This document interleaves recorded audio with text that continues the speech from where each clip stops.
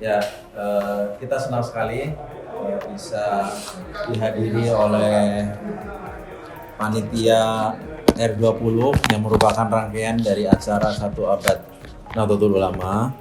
Ini merupakan kesempatan dan kehormatan buat Republika untuk bisa ikut bersama-sama mendorong isu-isu penting dan strategis yang akan dibahas dalam forum tersebut. Selain menjadi komitmen Republika untuk terus juga menyuarakan aspirasi umat Islam, secara konten ini juga punya nilai berita yang bagus gitu ya. Sehingga tidak ada alasan buat Republika untuk tidak ikut serta dalam gelaran tersebut gitu. Kita ingin terus mendukung secara konsisten dalam seluruh tema yang akan dibahas, baik itu yang menyangkut soal kerukunan antar umat beragama, menyangkut soal sejarah-sejarah, menyangkut bagaimana agama ini membawa solusi buat permasalahan global. Itu adalah semua agenda yang menurut kami itu penting untuk diberitakan, penting untuk disiarkan kepada masyarakat, sehingga ini nanti mudah-mudahan bisa menjadi wacana yang juga menjadi pembahasan dalam kehidupan masyarakat kita sehari-hari. Dengan demikian diharapkan gelaran R20 yang merupakan rangkaian dari peringatan 1 Abad Nahdlatul Ulama ini bisa benar-benar juga menghadirkan solusi buat masyarakat kita. Jadi bukan hanya selesai di tataran berwacana, tapi juga akan terimplementasi dengan baik di level masyarakat yang lebih konkret atau lebih grassroots. Oke, terima kasih. Terima kasih banyak. Oke, jadi mungkin saya sampaikan singkat bahwa R20 itu atau R20 ya, jadi pertemuan para pemimpin agama dalam rangkaian dengan G20 itu pertama kali memang memfokuskan diri pada topik-topik yang menyangkut langsung dengan persoalan agama. Jadi partisipannya, pesertanya itu adalah para tokoh agama terkemuka, tokoh terpenting agama dari semua agama. Lalu yang kedua memang topiknya yang dibicarakan itu adalah topik-topik penting, topik-topik yang mungkin sebagian bahkan sensitif mengenai agama atau hubungan antar agama. Ya. Jadi selama ini saya kira memang kenyataannya adalah fakta historisnya agama itu kadang-kadang juga menjadi problem dalam hubungan katakanlah antar manusia atau dalam problem peradaban katakanlah bisa dikatakan begitu. Selama ini terjadi seperti itu, meskipun jarang sekali isu ini dibicarakan secara jujur dan terbuka.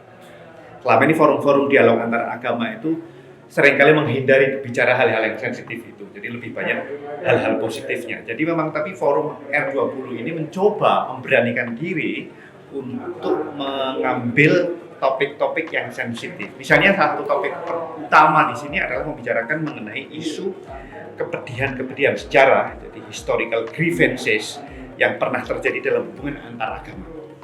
Prakteknya seperti itu, prakteknya umat Islam pernah punya luka terhadap orang Kristen atau Buddha atau Hindu dan sebaliknya, orang Hindu pernah terluka dengan orang Islam dan orang Kristen dan seterusnya. Jadi tapi selama ini topik ini jarang dibahas.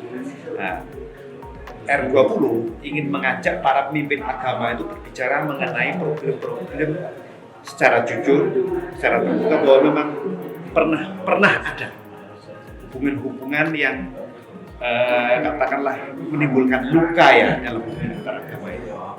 Tapi pembicaraan itu tidak sekedar untuk membicarakan kepedihan itu sendiri, tapi bagaimana ini justru menjadi awal titik berangkat untuk membangun rekonsiliasi. Jadi dari membicarakan mengenai kepedihan sejarah, lalu bagaimana ini ada proses istilahnya pengungkapan kebenaran atau truth telling dalam bahasa-bahasa studi perdamaian dan rekonsiliasi. Jadi setelah diakui ada problemnya lalu diungkapkan truth telling, lalu bagaimana ini menjadi pijakan untuk membangun rekonsiliasi. Bagaimana ini untuk membangun pengampunan. Nah, itu salah satu tema utama yang ingin dibahas.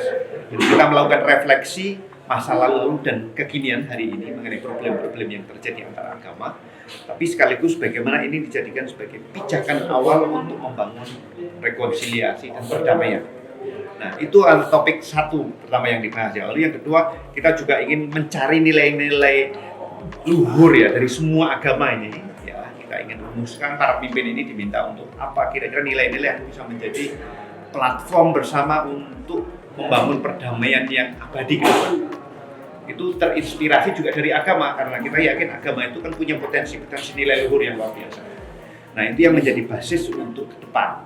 Jadi itu tema-temanya yang akan dibahas, bagaimana misalnya kita perlu melakukan self kritik ya, atau otokritik masing-masing agama itu untuk mengidentifikasi mungkin ada bagian-bagian tertentu dari ajaran-ajaran agama yang mungkin juga katakanlah menjadi bagian dari persoalan, mungkin penafsiran yang terlalu literal terhadap misalnya peperangan, misalnya gitu ya, kalau dalam dunia Islam misalnya mengenai jihad, misalnya begitu ya.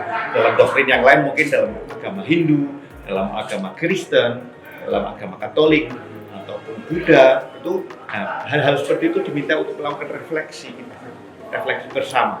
Karena kita ingin para agamawan ini juga berani melakukan langkah-langkah untuk meninjau ulang doktrin-doktrin yang mungkin sudah mapan, tapi sekaligus ini menyimpan potensi problem bagi hubungan antar agama. Kira-kira begitu. Nah, dari sanalah forum ini diharapkan kemudian mampu membangun platform bersama para pemimpin umat beragama sedunia ini, bahwa memang perdamaian dunia itu mungkin dilakukan dan itu bisa bersumber dari nilai-nilai luhur agama. Tentu setelah kita mengenali problem-problem yang pernah terjadi di antara kita dan termasuk doktrin-doktrin yang mungkin menjadi sumber dari persoalan itu. Jadi kira-kira itu, Mas, mungkin penjelasan singkat yang agak panjang. Mohon maaf kalau agak panjang ya. Tapi karena persoalannya memang kompleks. Kira-kira itu. Yang ketiga itu rekonsiliasi ajaran agama yang usang. Rekontekstualisasi. Bukan rekonsiliasi. Rekontekstualisasi gini. Jadi ada beberapa ajaran agama yang relevan untuk masanya. Contohnya yang di kalangan Islam misalnya adalah konsep mengenai kafir sebagai konsep sosiologis ya, bukan teologis. Kalau teologis itu tetap ada karena ada surat Al-Kafirun kan, jadi kita nggak boleh. Tapi sebagai terminologi sosiologi dalam artian bagaimana kita mendefinisikan siapa warga sebuah bangsa misalnya. Dulu karena di bawah struktur kepemimpinan negara Islam ya, struktur Utsmani misalnya yang definisikan warga suatu bangsa itu adalah umat Islam plus yang non Islam, kira-kira begitu. Non Islam itu kemudian dibuat kategori yang antara lain kafir tadi, kafir zimmi, kafir harbi. Itu adalah konstruksi hukum pada zaman pertengahan. Ini dalam konteks negara bangsa, ketika kita sudah sekarang ini kan hubungan antara kira-kira peradaban baru hari ini itu kan dibangun atas konsensus global mengenai negara bangsa. Negara bangsa itu satu bangsa umumnya itu mengandung atau memuat atau terdiri dari berbagai macam suku maupun agama, kira-kira begitu ya. Sehingga kemudian diperlukan definisi baru mengenai kewarganegaraan yang berbeda dengan definisi kewarganegaraan pada tahun 1000 atau bahkan tahun 800. Nah, kita justru itu, jadi ajaran-ajaran agama yang mungkin produk zaman pertengahan itu perlu dibaca ulang, perlu ditafsirkan ulang, perlu diletakkan dalam konteks baru, peradaban baru yang hadir hari ini. Nah, kira-kira itu mungkin penjelasannya. Yang keempat terakhir ya, poin tema yang keempat itu mencari solusi apa, Bang? Poin keempat itu tadi mencari nilai-nilai bersama yang disepakati ya, untuk ketika kita mau hidup berdampingan secara damai. Jadi kita merumuskan apa nilai-nilai yang perlu disepakati ketika semua agama, semua pemimpin agama itu menyepakati bahwa kita akan hidup berdampingan secara damai, peaceful coexistence dalam bahasa studi konflik dan perdamaian. Jadi kita hidup berdampingan, berbeda-beda tapi damai, itu kan memerlukan kesepakatan tentu.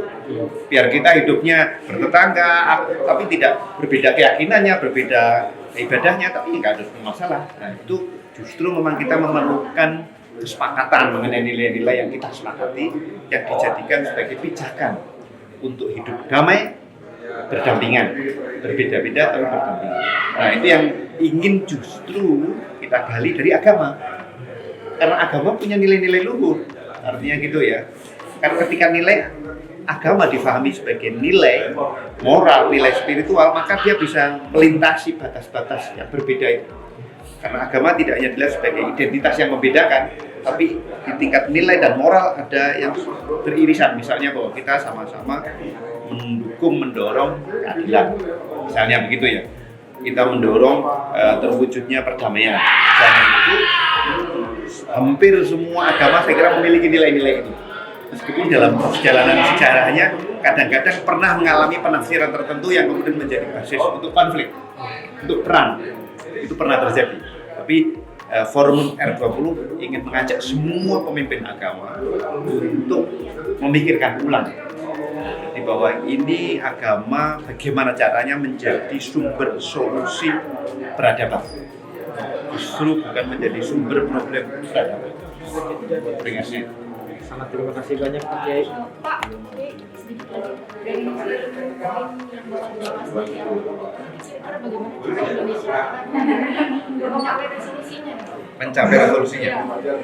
Ya, kita memang merencanakan membuat draft awal ya, semacam nanti yang akan di akhir acara disebut sebagai komunike. Komunike itu semacam pernyataan bersama dari semua peserta pemimpin agama. Jadi akan muncul draft awal diusulkan mengenai komunike yang diharapkan akan disepakati sebagai pernyataan bersama di akhir acara. Nah itu memang sesuai dengan biasanya prosedur diplomatik, kita akan membuat draft awal lalu akan disirkulasi kepada para utusan, ya, pada tokoh-tokoh agama itu. Diharapkan akan tercapai kesepakatan bersama yang itu kemudian diadopsi sebagai semacam katakanlah pernyataan para pemimpin agama dunia untuk membangun peradaban yang damai dan berkeadilan, misalnya seperti itu. Kira-kira itu Pak. Sejauh ini sudah berapa persen Pak persiapan menuju agenda R20? Saya kira secara umum sudah cukup banyak ya, sebagian besar saya kira sudah dilaksanakan. Saya kira sudah mungkin 60% sudah. 60% sudah dilakukan, ya cuman kita memang tetap perlu melakukan persiapan teknis yang lebih baik ya, karena ini acara besar, ya acara levelnya dunia, pemimpin agama dunia dan lintas bangsa, dan ada juga dimensi sensitif antara negara misalnya gitu ya, agama, dan ini saya kira kita harus mengelola dengan baik. Tapi insya Allah. Terima kasih Pak. Terima kasih.